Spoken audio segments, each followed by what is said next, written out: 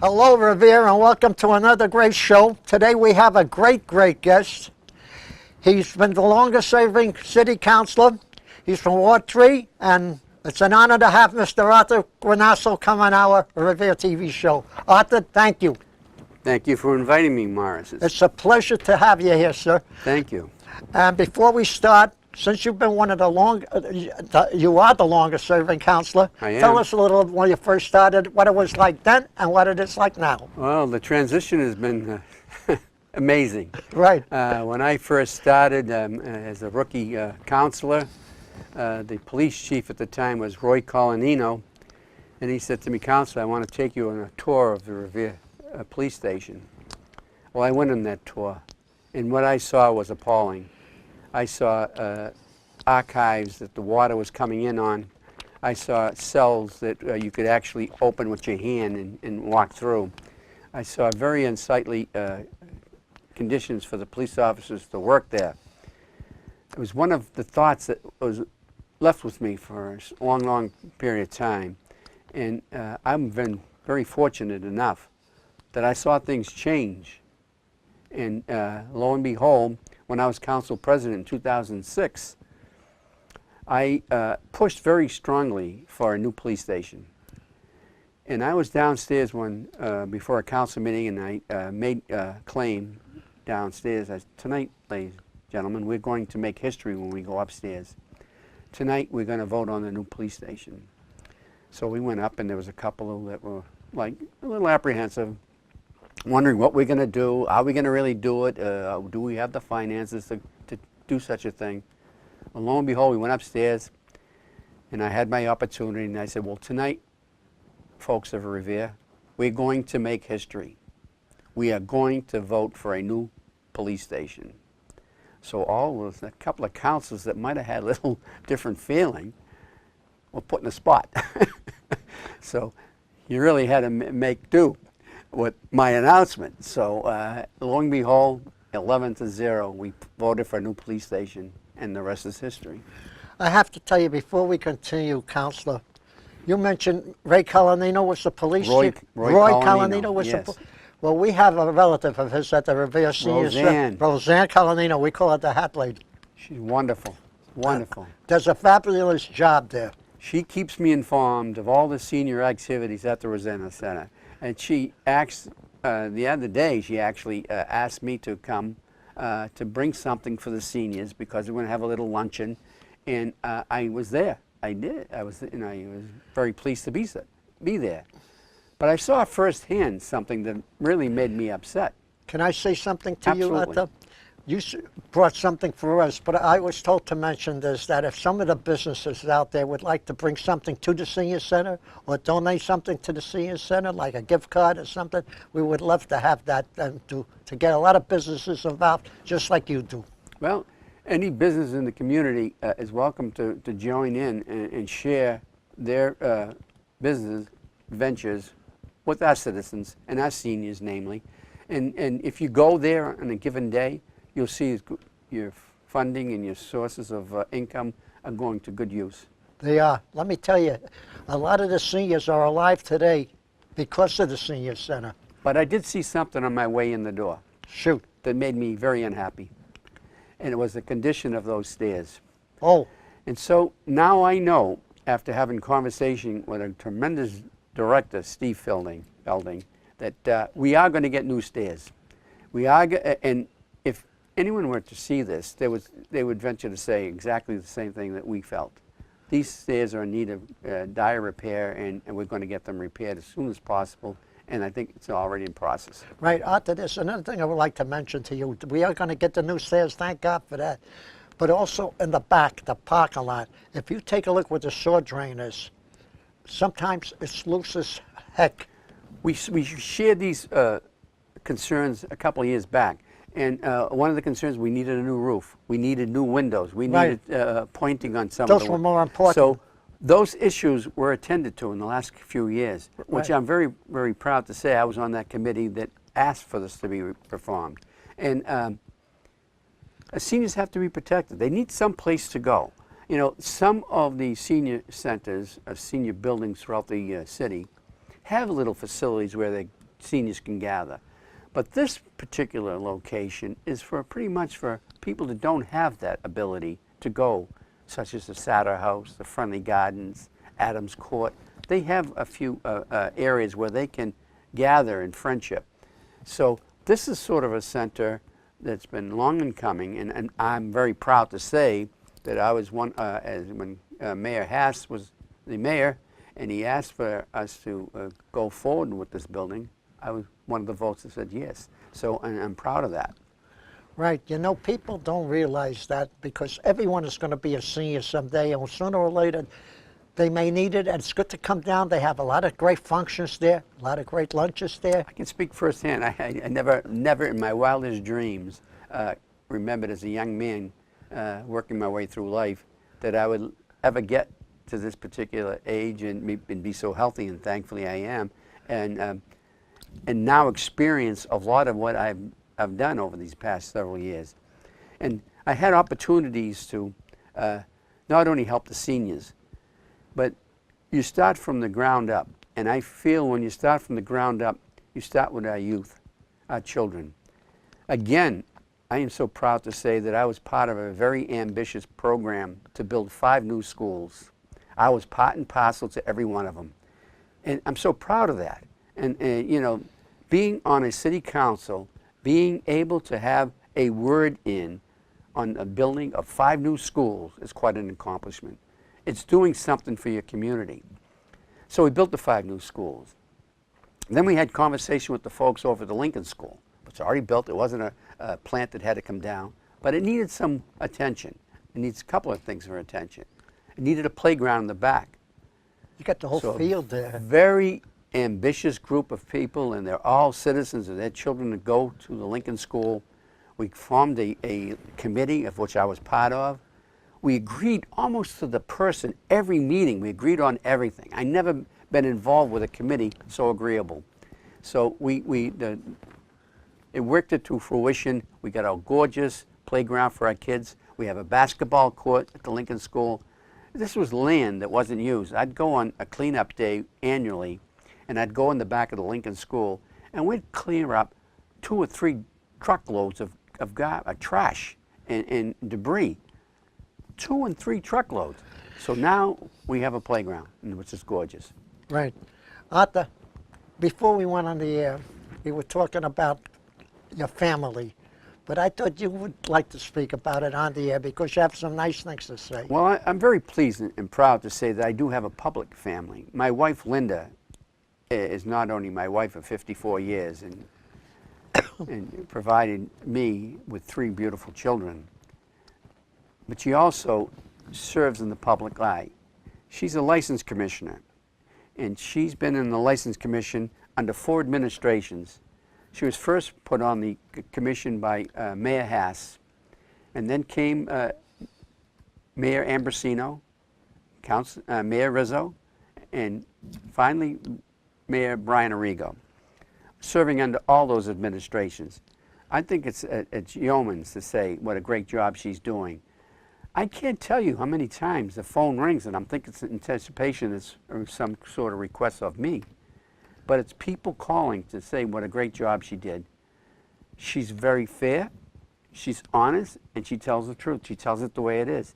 And I suggest to say that the viewership on the License Commission meeting is because she's very active and she speaks her mind, and I think they look forward to seeing her. And I'm proud of her. My family's proud of her. My son Arthur is proud of her. My daughter Karen and Kim, they're both proud of her. My son-in-laws love her, Jim and Phil. So I'm very blessed. But there's no greater love shared with Linda Guinasso than the love of her 3 grandchildren, Dominic, Jimmy, and Ariana. Right. So I'm a blessed man. I have a wonderful family that I'm lucky enough to share with the public. Right, and I always like to ask the people when they talk about their family, if they have anyone in the military, if they could just expand on that a little. I did. I had my dad, my brother. Your dad was World War II, right? I think he was, yes. My dad has been dead for quite a few years. He's passed quite a few years ago. He passed away when I was 13 years old. Oh. So I had the loss of a dad, but I also had the luxury of having a wonderful older brother. And he was just mindful of me and attentive to me, and he did a wonderful job in helping my mother keep me on the straight and narrow as a youth. And so I love him for that, and he's since passed also. But both of my brothers have passed. I've been a fortunate guy, you know, and I have a lovely sister. She's still with us. She lives on Bates Street in Revere, and I'm so proud of her and her family. But I'm lucky. I have a good family structure, and that's the foundation of life, I think. If you have a good family structure, I wouldn't be in politics for so many years if my children or my wife just said, no, enough is enough. They say, yes, do it, and they enjoy it. Right. Here's a question I come up on Google. Sure. Ask him about Amazon at Suffolk Downs. Can you expand on that for us? I could say something about that. You know, obviously, we're one of many who will be seeking that particular company coming to our location. And there's a couple of reasons why. Number one, not only for the 50,000 jobs that they promise and would have. 50,000? That means the whole city of Revere will be working. Well, yeah, it would work that way, but it's some in satellite positions, so they would all 50,000 wouldn't be going to one location. But it would be the opportunity of creation of 50,000 new jobs. Fantastic. With an investment of over $5 billion. And so you're talking tax structure, you're talking about future of our city, we're talking about infrastructure repairs, we're talking about building new schools, and namely a new high school that's very much needed right now. These are the resources. This is the type of thing that we have to ask for new growth to come into our community to help us pay for these things that we really need and want. And so I'm so happy to see that now over at the old NECO site, we have the possibility, Atlantic Management bought it. They want to go in and do state-of-the-art things there. They want to, the city council changed the zoning to allow for robotics of all kinds to go in, manufacturing, research and development, biomedical facility, technology, warehousing, and distribution, all at one site, just because we rezoned it properly. Is that building going to still stand the way it is, but just I don't know what that would be practical, but I know they have a contract remaining still with NECO, and they're going to honor that, and they're very reputable people. So I would suggest that maybe 2019, they will be thinking about what they're going to do and how to introduce it. Obviously, they're reaching out for these businesses that want to come there, and they just have a good business mind to go forward. Right. Another by the way, horse racing, is that really on the way out, or is that going to be revised? No maybe? question about that. HYM Management was the one, namely Mr. Tom O'Brien, appeared before the City Council, and he pretty much told us what's going to happen. It's going to fill out the remainder of this year. They have 6 live racing days for next year, 2018, and then that will be the end of live racing at Suffolk Downs. He said, but in the event such as Amazon wanted to make a move quicker, they can make things work out with the horsemen, because all those horsemen that are going to be displaced and all those workers at Suffolk Downs have been guaranteed a job at the new casino. Guaranteed. Now, I'm not talking about the breeders, obviously, of race horses, and I'm not talking probably about some trainers. I'm talking about the people who work the plant itself, Suffolk Downs property. As far as the racing facility and the training part of it, and the horseman's view of it, certainly it's a thing of the past at Suffolk Downs, and we all have to come to fruition with that. Right. Now, Suffolk Downs had a great CEO. I believe his name was Chip Tuttle. Chip Tuttle, yes. Right. He would also become a great CEO somewhere along the Amazon group. Well, I would think he would, because he's a great people person. He's worked very well with city councils for both cities, Revere and Boston, and so he's been very, very good with me. He's been a good friend. Anytime we need to call Chip, he responds. It's always good to have a personal relationship with the individual who's in power to be in a particular site. That, you know, these private sites that we have within our community, we have to work with them.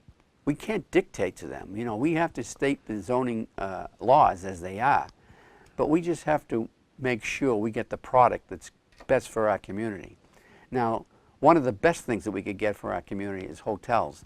Now, I understand there's some people a little bit nervous regarding the lack La Quinta hotel that's going to go up where the old Papagino site was. Right. But the Papagino site it met its best day 10 years ago. And certainly it's been an eyesore. And that whole area has been an eyesore. And one that we didn't want to leave like that. We don't have the capability of building some of the things that I heard put out there, make it a park and stuff. That's private property. Private property owned by individuals. Like if you own your private home, we can't tell you to come in, tear your home down and build a park. But what we do want from La Quinta, and I'm having a neighborhood meeting in the near future, to resolve any parking issues that might be, alleviate some of the concerns that they might have. It's going to be a 5-story structure, 100-room capacity. We're going to get a certain percentage of room rates. We're going to get taxes. We're going to get employment. A win-win. And the city services, they drain on city services a little or none. There's no requirement for schools, very little fire and police. So it's a win-win for our community. And again, that enables us to have a growth base to go forward, to build these things, to fill these potholes. And get into potholes going down. Once we get a new DPW building, and which we are, we're having the mobile sites put in place now to house the personnel. We're buying new equipment. We've already purchased new trucks. But the most important things that we purchased is 2 new asphalt tile boxes, hot boxes. That creates the tar and the asphalt to go and fill all these many potholes that we have. So 2 new asphalt boxes, we'll be in great shape to fill all those potholes. Right. And you mentioned something of the word school, so I'd like to ask your counselor about the new high school being built. Now, where would that be located adjacent to the one that's there now? That is still a bone of contention. There's still conversations going on whether in fact we can do that, or whether it would be more practical to build a new around it, or draw it within the same plot plan. Excuse me, Arthur, wouldn't it be possible, just guessing, to expand the high school that's there now, maybe at another little building or whatever you would need extras that are... We're going to have to review all this because, number one, the financial constraints on building a new high school is really up there. It's in the hundreds of millions of dollars. Right, they said about 200 million with some of them. It's really a very, it's not a little project. It's a big project. And so... And what does the state give you on that? We might get, right now, I don't think we're qualifying for much. And because we had this 5 new programs already in place, and we've got funding back from them. But again, once the superintendent of schools puts a package together, and we are already given the authority to go forward with this, which is a request, and to go forward meaning to seek funding from the state. That's all it means. It doesn't mean go forward. No suggestion here that no plans for a new school, but it gives her the opportunity to ask for the borrowing power for our city. And so once that's in place, and this is going to take years. This is not a very simple solution, but it's one that has to be corrected within the near future. That's pretty good. By the way, Arthur, I hate to say this, I've been looking at that shirt. I love that shirt you got. Well, you know what? You made mention the other day at the Senior Center. Rossetti Senior Center, and you said, I would love one of those shirts, but hold on. Don't tell me you're Arthur Guinasso keeps his word. And your word is your bond. Morris, presentation to you. Thank you. Of a Guinasso shirt. Thank you. I wear it in good health. I think you look pretty snazzy in it too. Yep, and if anybody wants to pick on you, they'll be picking on me. They'll think of you. Then I have a good friend. Thank you, Arthur. So it's my pleasure to be able to bring that to have. I wanted you to be part of the Guinasso team. So for now on, anybody asks me, my name is Morris Guinasso. Guinasso, yeah, absolutely. Okay. You know. We were talking. You know, Revere's being built in a lot of places. Squire Road, where I live, where Shaw's used to be. Mm-hmm. Are there any new projects in the future that haven't come up yet, but they are contemplating that will eventually come up? Well, I've got a great thing going on down with the old Matolopo site. It's called the Pace Health Center. It's a subsidiary of East Boston Neighborhood Health Center. Yep. It's for seniors 55 of age and older. And I have the rendition of it, It looks like a Cape Cod resort. It's absolutely going to be gorgeous. And when they're tearing the building, they're raising the building right now as we speak. Oh, And that's so the building is coming down then. as we speak, the building is coming down, and they're 2 or 3 days into it already. And I was down there taking pictures and reviewing and making sure that the abatement program worked well, so no rodents would inundate the whole community. But it's going to be gorgeous, and I think that certainly the people of Revere are going to be so pleased with that. And I'm very pleased twofold. Number one, we're tearing down a building that really saw its better day, and those folks at the Joseph Leon Mantola Post are enjoying a wonderful facility up in Casa Lucia on Lucia Ave. So they have a beautiful facility there. It gives them the opportunity to generate some revenue from the upstairs area where they can rent out. So it's a win-win for our veterans, and it's a win-win for our seniors at this location, because once the neighbors see this rendition that I have, it's absolutely gorgeous. They're going to love it. That'll be fantastic. And serves a good purpose, too, because they're serving our seniors over 55 years of age. And they're going to have a doctor on board. They're going to have nurses on board. They're going to have rooms. It's a medical facility. It's just going to be state-of-the-art, and I can't wait to see it in operation. And the completion date of that would be? I think it will be a year or so ago. It's going to take a while, because this is a big underdoing. They have to they're going to move it in the back of the room, of the lot. I have to tell you, when they were doing the renovations on the senior center, the Matola Post, I think the commander there is Dennis Michella, was nice enough to let us use it. So Dennis, thank you for all the good things you did for us. He did a lot of great things. He did a lot of great things with the veterans, and Oh, certainly definitely. it serves, I mean, and it's continuing on that effort up at the site at Lucia Ave, and I think that this is what we need for community involvement, to never ever forget our veterans. Never ever forget them. And I, for one, was appalled on Gold Star Mother's Day to see all those individual athletes kneeling, staying in their lockers. It almost broke my heart to see that. I'm a true American born on Flag Day, and I absolutely love our country and our flag. It means so much to me. I agree with you on that. I just 100%. love, and I was just so discouraged to see. But now, I see people are starting to take a second look at it. The Pittsburgh Steelers, who stayed inside under the tunnel, except for one, now have admitted they made a mistake, and they will all be on the field, and they will all be standing, because I would believe that the ownership there had something to do with it. The guy's a first-class guy. In fact, some of the Patriots fans don't even know this, that he reached out, the owner of the Pittsburgh Steelers, when Bob Kraft was thinking of going to Hartford, Connecticut. He reached out. A BC Jesuit, Joe O'Donnell, also reached out to make and ask Kraft to stay in Massachusetts, and namely down at Foxborough.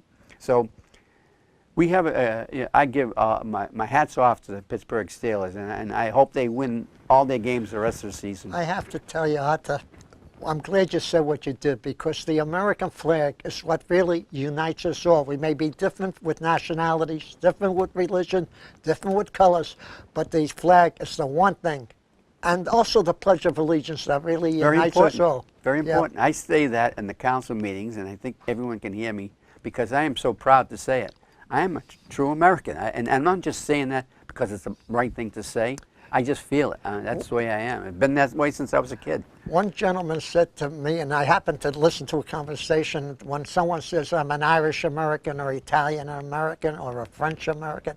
No, you are an American of Italian descent, an American of French descent, or an American... My whole life, I'm an American. Right. When my mother and father were both born here, but they spoke fluent Italian, spoke to each other sometimes in Italian.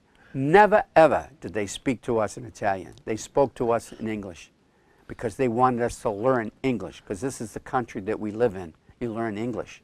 And so I'm proud of my mother and father anyway, but I just think it's so necessary for all our immigrants coming to our country, to show that you want to be one of us, well then for God's sakes, speak English. Exactly. There's nothing wrong with speaking English. I made a mistake, Arthur. I made a mistake.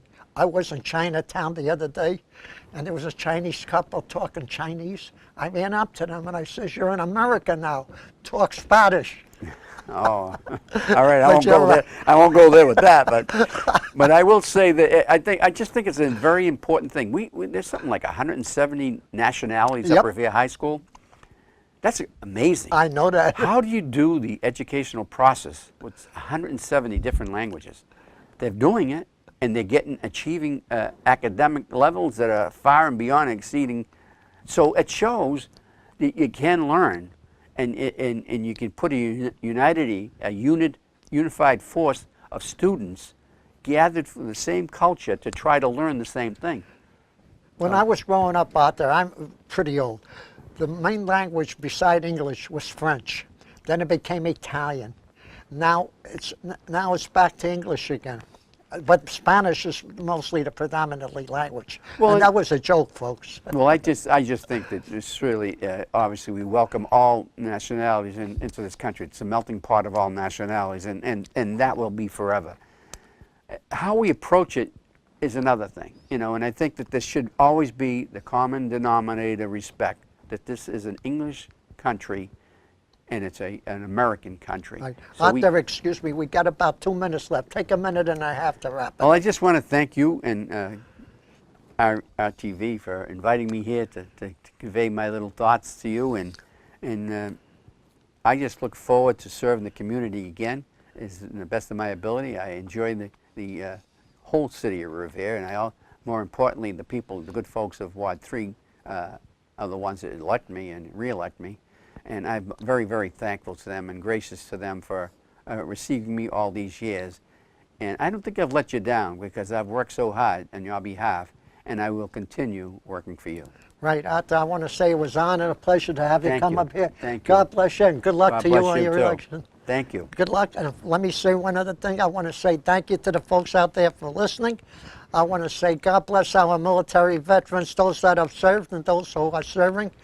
Most of all, God bless our great country, the United States of America, and thank you all for listening. Till the next time.